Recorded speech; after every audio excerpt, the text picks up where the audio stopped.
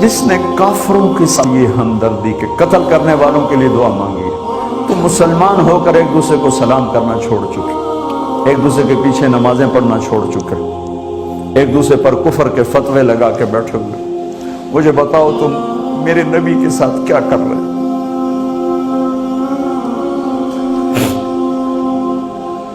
وہ تمہیں فرقوں میں بانٹ کر گئے تھے یا امت بنا کر گئے تھے؟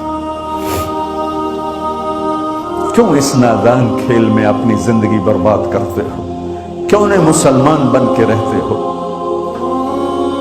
اس امت میں اختلاف شروع سے ہے، ہمیشہ رہے گا، یہاں تک نہ جاؤ کہ ایک دوسرے پر کفر کے فتوے۔ جنت میں کون جائے گا؟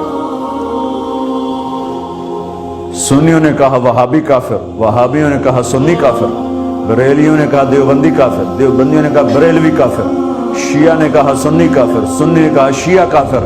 جنت میں کون جائے گا؟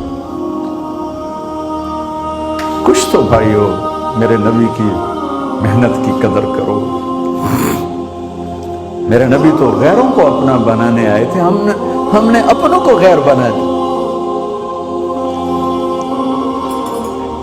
جو نفرت کی آگ وہاں بھڑک رہی ہے، یہاں مت بھڑکاؤ۔